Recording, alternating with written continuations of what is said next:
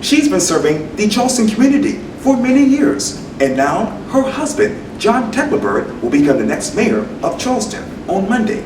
In this special edition of Quintin's Close-Ups, I speak exclusively with Sandy Tecklenburg. Sandy, it is so good to see you. It's so good to see you. I appreciate this. Yeah. You know, the last time I saw you was actually last month.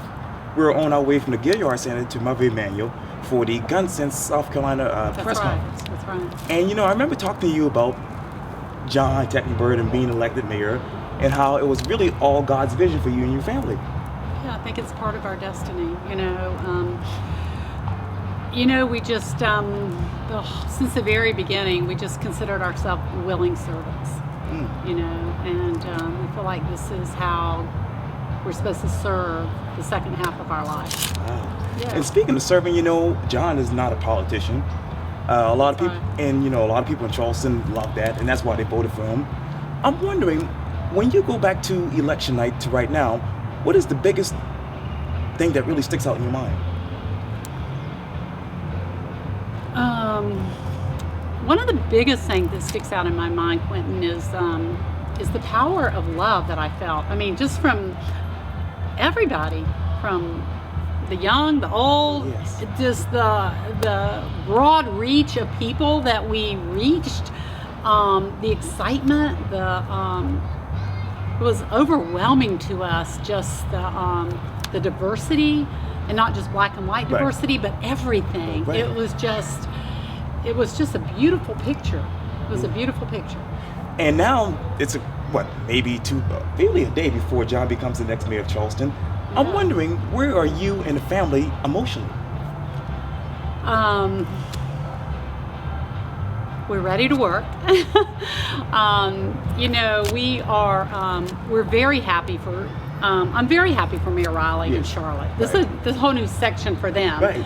And I know that people are like, some people here feel, we heard it during the campaign, wow, you have some big shoes to fill, and but there's one mayor at a time. Right. And we're just, you have to be excited for them and excited for the new administration coming in and our team. And it's and we are going to be so inclusive, and if you want a seat at the table in this administration, you'll have one. Oh, wow. And if the chairs are all full, we'll just add some chairs.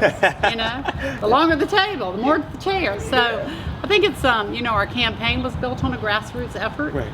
And I think our quality of life will be a grassroots effort. And I just think it's, there's some hard challenges here, and there's some easy things and some hard things. And I think that I just have this feeling that everybody's just ready to buckle down and work through them with us. And you talk about the campaign. Let's go back to that, because obviously John really was not the front runner. Leon Stavronakis was. And I'm wondering, what was it like for John Tecklenburg to be a candidate in your mind?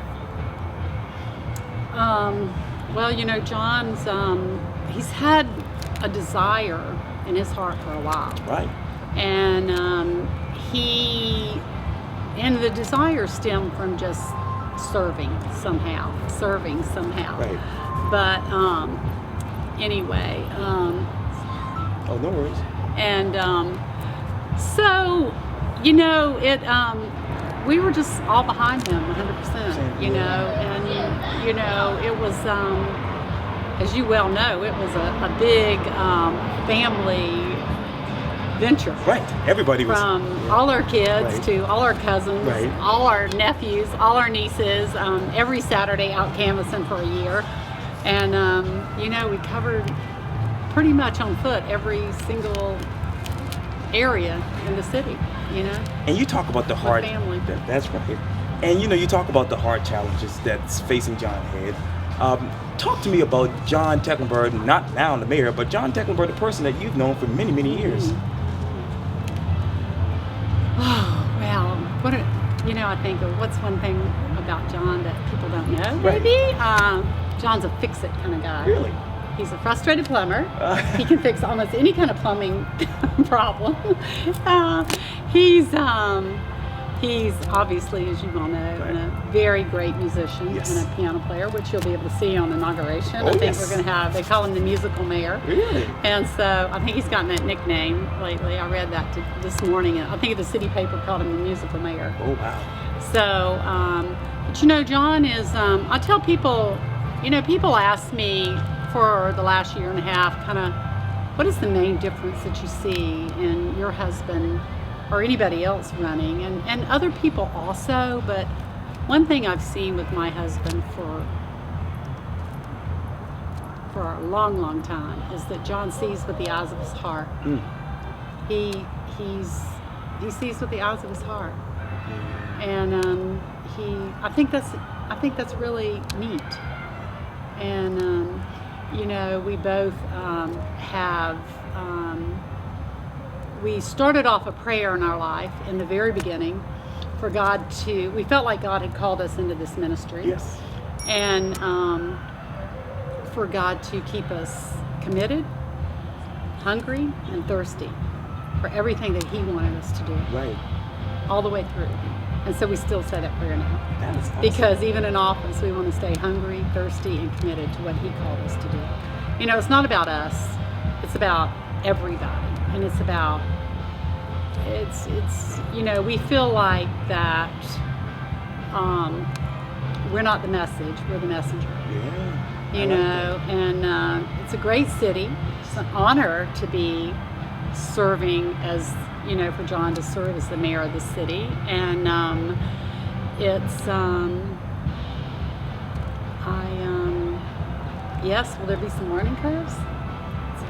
You know, it's a big CEO of a big corporation, maybe, if you want to think about it that way. But it's, you know, I think everybody's just going to help and do, and it's just going to be a giant family. I feel like the citizens are all part of our family now. Right, yes. You know, including you. Oh, I appreciate that. I appreciate that. And you touched on Charlotte, who was Joe Riley's wife.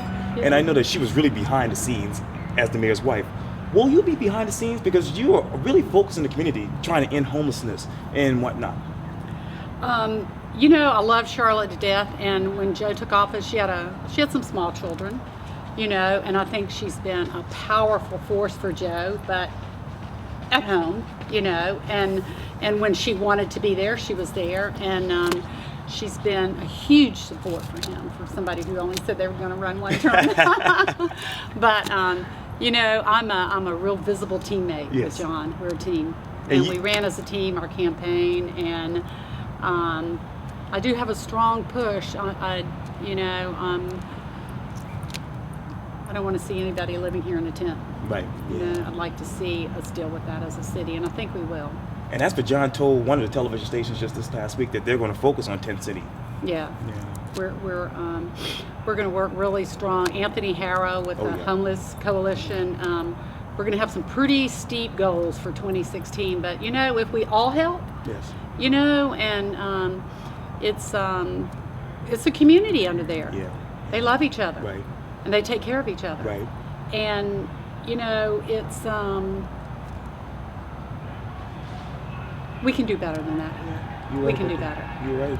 And I think it's just cities across the country have showed us that we can do better.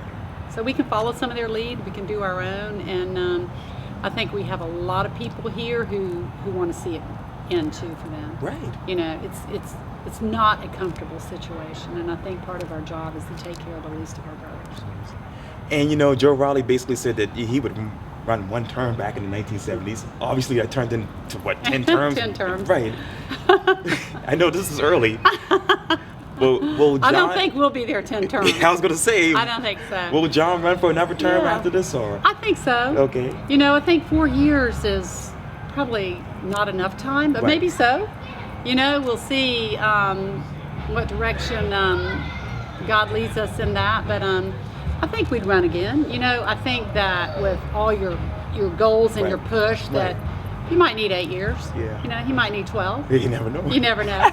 But you know, we're willing as long as we're supposed to be there. That is you know? awesome. That is awesome. Yeah. Well, Sandy Tecklenburg, thank you so much thank for your time. you. I really appreciate this. Thank you for what you do.